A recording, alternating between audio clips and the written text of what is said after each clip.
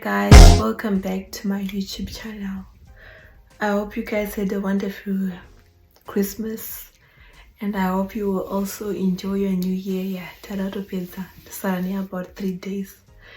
So today someone commented about this other video and I life at boarding school. Did you comment digital essentials? So I was just going to reply that person with a video. So nchagwesa message comment yacho yaka commenta muno wacho. Saka nchangoverenga sentence by sentence, then I'll reply each sentence yake. So the first sentence is thanks a lot Tendai for this. Thank you to you too. This video and yandisambofungira maviews akawanda yadatosvika muna 200 views, saka I think vanhu vakanyanya kuiona stereke. Saka guys, mungoramba muchiona ndakaita futi imwe life at boarding school, then imwe inenge yechi3, saka ndichangoisa ese mudescription, then kana uri interested unongoenda unoiona. And please don't forget to like this video and also subscribe and share this video to people you think would be interested. So the first question, can I ask a couple of questions? Can you give an example of what type of food did you or others brought? So when it comes to food, it depends on which boarding school. But most boarding school, they allow food like maputi, chips, biscuits, sweets and drinks. And chesa pa comment yama and chesa after list chesa kuti ndaitenga zvingani. Saka zvinhu zvandaitenga ndaitengerwa pakati kutanga kweterm nepakati peterm panozoitwa visiting day ndo mafambiro azvaita. Saka zvinongoenderana kuti I think ichi chikafu chandaitengerwa ndo changa chiri average, chandisina kunyanya kuwandisisa, changa siri chishoma sisingaite. Saka munongotenga zvichienderana kuti ichi munokwanisa zvipi, but ndichangokuisira list yezvinhu zvandaiwanzota zvandaiwanzokuenda nazvo chikafu, like for example my chips taimwena nechi 50 packs chaiche chemadesi aiko mune majigis, pane futi majigis paakazobanwa pakazoitwa matigos. Saka ndo andaikwanisa kuenda nawo. Then pakati pevisit paiuya futi rimwe packs, anongoti peterm ndaitengerwa 2 machips aya mahombe majigis.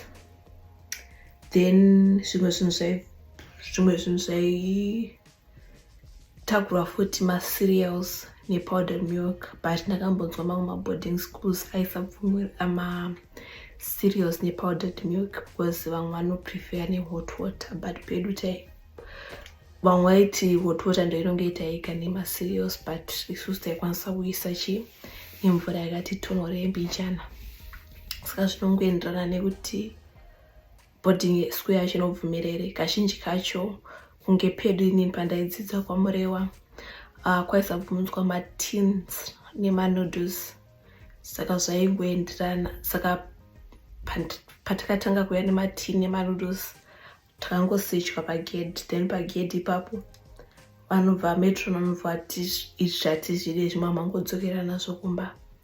Saka zvinongoenderana neboarding school. Then zvimwe zvinhu zvauya zvamaikwanisa futi kutenga tomato sauce, jam, dovi nemayonnaise.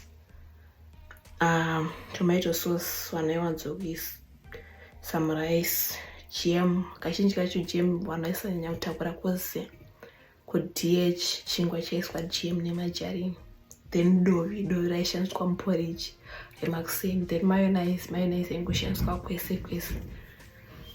Then zvimwe zvinhu zvaizoiwa nevamwe vanhu zvataimboya nazvo zvanga zviri luxury zvainclude soft drinks, kana maybe chipeki rema6 pack emasoft drinks. Then fresh milk ndo zvimwe zvinhu zvaimboya futi nevamwe vanhu, ndo zvandaimboya nazvo, but ndainyanya kuya nazvo ndichiri kuprimary. then teaching try kufunga. Oh yes, pandakamboenda kuzitherapy kuvacation, pane vamwe futi vakambotudza vamwe zvikoro zvaiti havabvumidze majigis like small packets chips. Kuchikoro kwavo vaingobvumidza malays, saka waitotenga bhokisi riya remalays kana remachomkins. Roti aminoti tingati machips aya aidhuradhura ndoega vaibvumidza. Saka handingasozivi kuti pachikoro pane mwana wenyu zvinhu chibvumidzwawo here, but kana singabvumidzwi kazhinji kacho vanowanzosecha pagate, then vasingazvibvumiri vanobva vakuta sei, vanobva vatidzokirei nazvo. Makaona kuti madzoserwa zvinhu zvakawanda stereki, unokwanisa kuya kana Monday kana the following week nazvo. I think vanokwanisa kukubvumirai kuti muita sei mupe mwana wenyu zvaanenge asina. Then yeah, I think pachikafu ndichangokupai list rezvinhu zvandaingotenga, ndichakomenta pasi pacomment yamaisai. Then imwe question inoti, in terms of a bucket, this is not listed on the list given by my daughter's school. Would you advise taking a bucket along regardless? Yes, I would recommend a bucket. I actually had 2 buckets. One of the bucket was meno kana mukunzwa noise iri panze, like vana vari panze, but ina ndine 2 mabuckets. One ranga riri 10 liter, then rimwe racho ranga riri 20 liter. Saka bucket rinoridira kuti cause mudhomo rega rega indakamboenda 4 maboarding schools, ndikaenda 4 maboarding schools akasiyana siyana, and ese zvinhu wani zviri common kuti dhomu rese rinenge nemabathroom, but mashawa anenge asingadarike 10. Mashawa isadarika 10 of which mudhomo rega rega rinenge rine vanhu vakawandisa singaiti. Apa mese mune muchigeza panguva 1, saka vamwe vaikwanisa kugezawo pashawa, but imi mune masara panze hazvitoti muvamiriri vese kusvika vapedza. Unofanira kuenda kundochera mvura pasink, kana unokwanisa kungoti nai ndokumbochera mvura pashawa, then wochera mvura pashawa wogezera paside. Handizive pamwe vanokwanisa vachiprovide mabuckets, but I would say chingoenda nebucket 10 liter, then kana vasingadi munongodzokera naro. Kana kuti rimwe bucket randaida ndiri kustoka mvura ranga riri 20 liter, ranga rine lid 20 liter bucket. Ndaitita kana pandaidzidza kwangu waitaka kumusha Mbijani, saka dzimwe nguva magetsi akaenda zvairo kuti mvura inenge ichiendawo, saka waifanira kungoni mvura yekustoka kuti ugare une mvura yekugeza, kana pane zoda kuwatya ubva kungogara unayo chero mvura yakaenda. Saka I would recommend a bucket. Kana kasika 10 liter, then mukwanisa kutenga futi 20 liter, you never know kuti zvitokwanisa kufamba sei.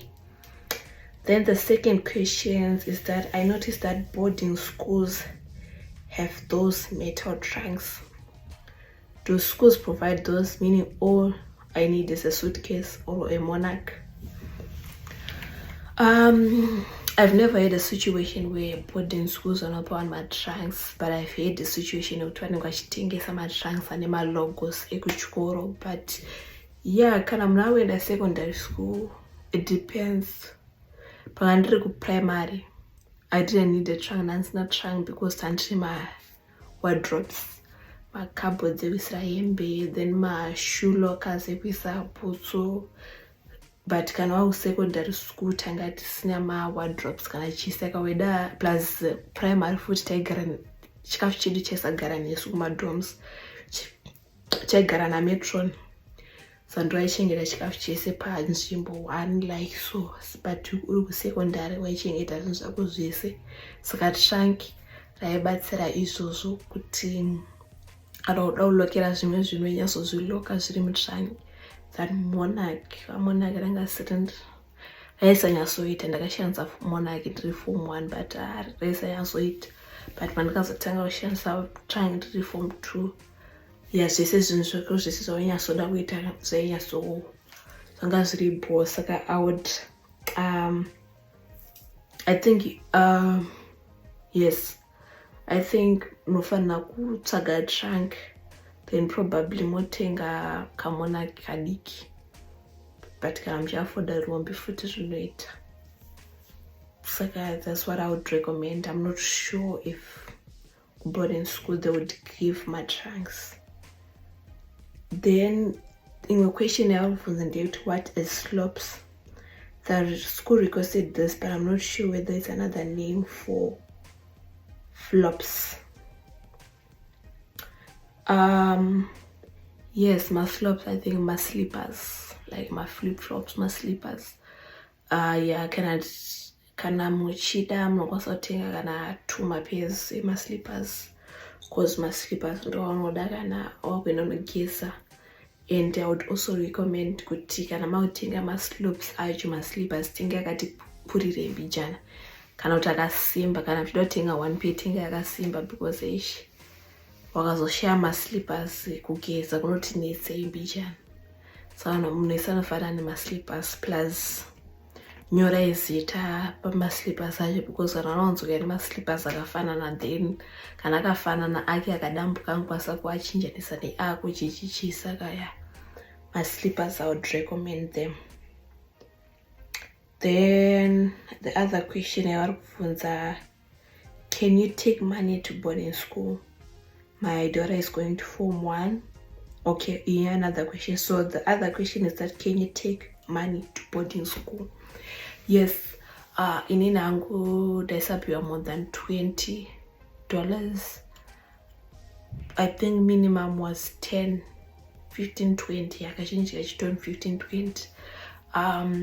You need money kutrack, maybe especially nguva yatirikupinda tikai first term nana January, February, March, April kunenge kuchipisa pakunowanda masports tereke. Saka pamwedzi ungoni uchingozoda freezit ndamari yaunoshandisa kutenga kana mafreezits.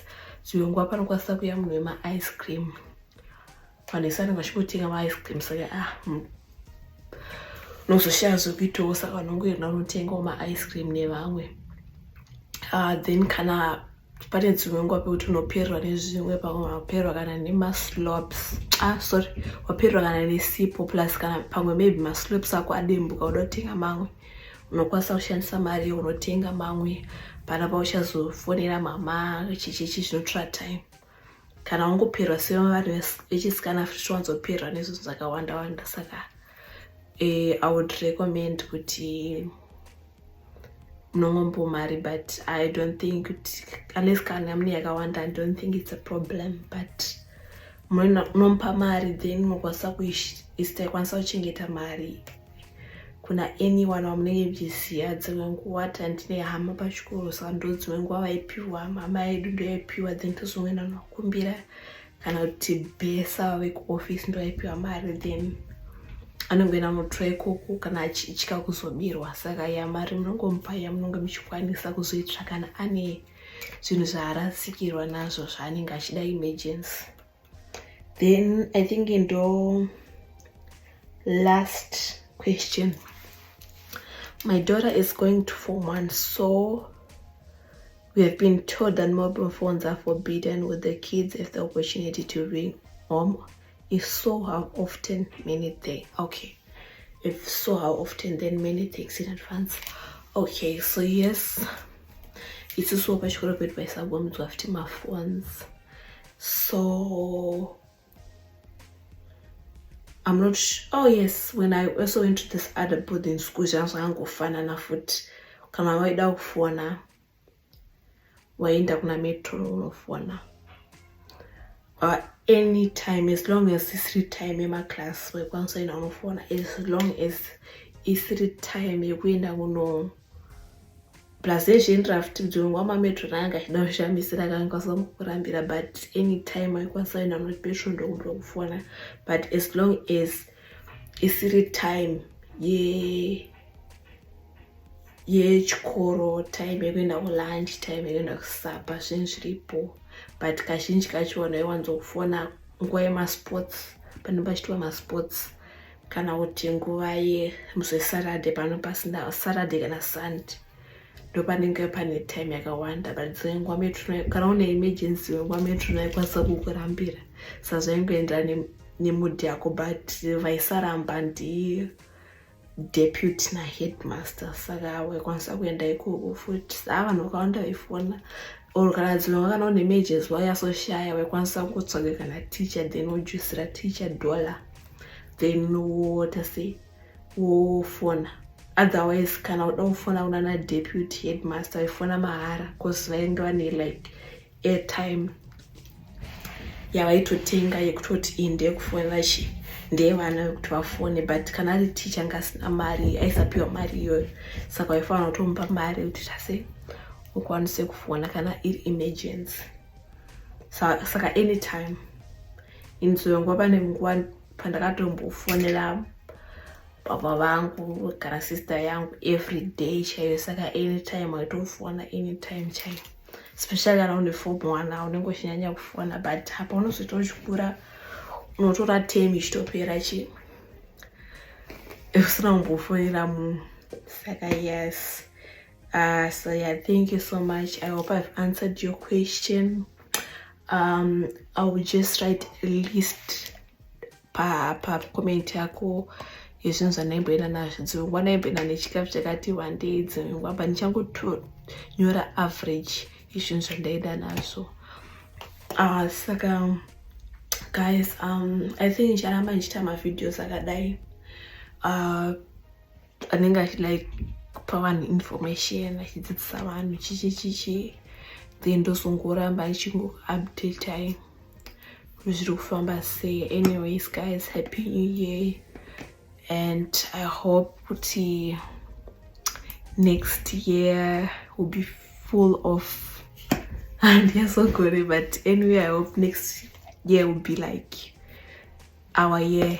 Say when you send watching that video, and I hope you get everything that you guys want. So yeah, thank you so much for the person who commented on this on the video and get a boarding school, because it actually gave me a motivation to all people are actually getting something from the video that I made. So thank you guys, and I'll see you on my next video. Thank you so much. Bye. Don't forget to like, share, subscribe. Thank you. Bye.